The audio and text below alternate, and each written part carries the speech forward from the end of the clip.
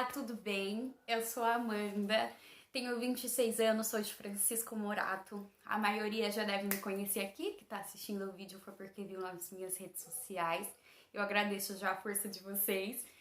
Eu sou fotógrafa, sou professora de educação infantil e sou apaixonada por leitura.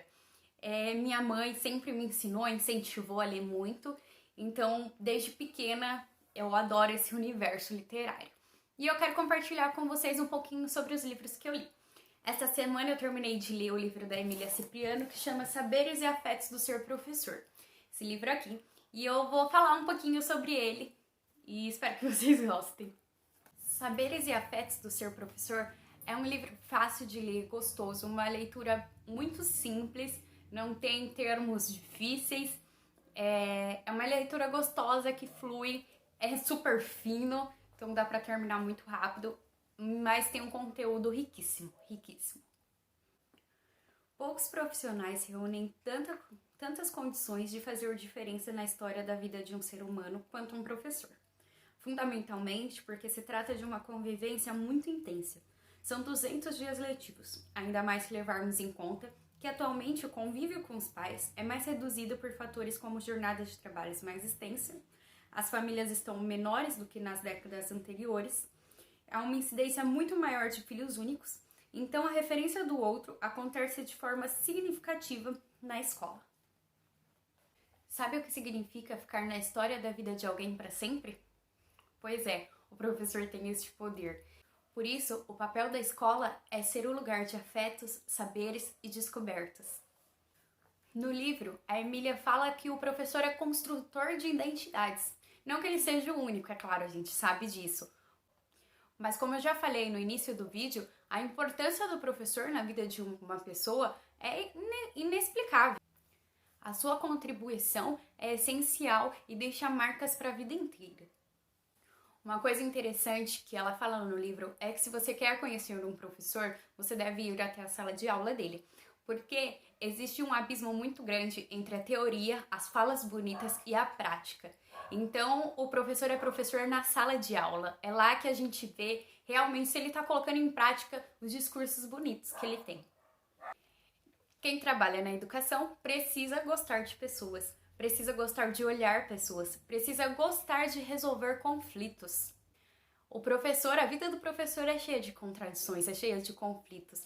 Então, para você ser professor, você tem que gostar disso.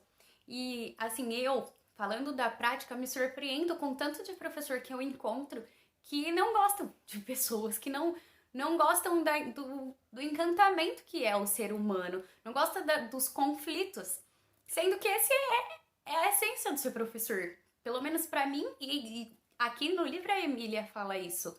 Afinal de contas, qual é o sentido do nosso ofício se não for a relação com outras pessoas? Outra coisa importantíssima que ela fala é que não há conhecimento sem afeto. Não há conhecimento sem afeto. O conhecimento cognitivo vem da afetividade. Se qualquer coisa não tiver significado pra gente, a gente não vai aprender. Não adianta. Tem uma parte, inclusive, no livro que ela fala: agora preste atenção e concentre-se. Você fala para a criança. Como se isso fosse fácil. O cognitivo da criança, se não tiver chamando a atenção dela afetivamente, ela não vai conseguir prestar atenção. Ela não vai conseguir se concentrar. É um desafio muito grande. E eu sei, eu vivo esse desafio todo dia. Mas a gente precisa que o que a gente faça em sala de aula faça sentido para as crianças e um sentido afetivo, né?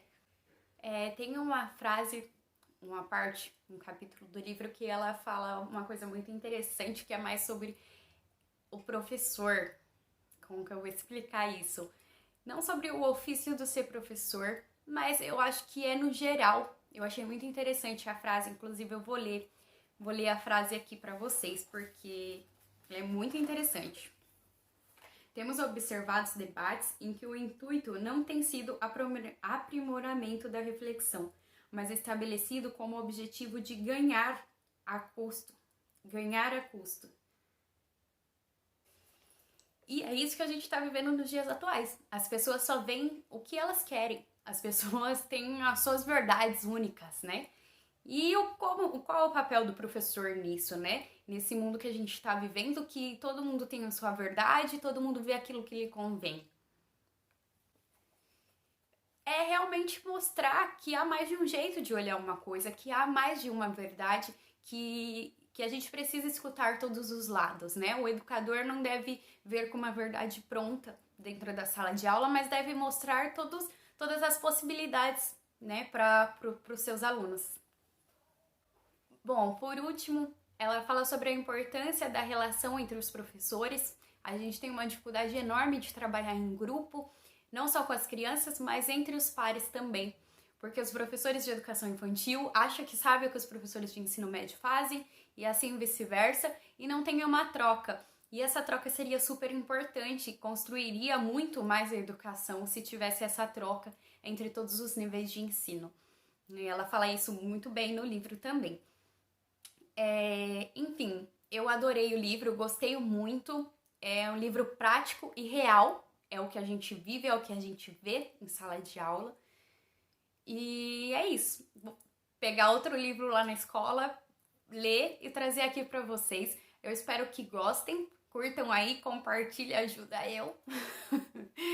E é isso. Tchau!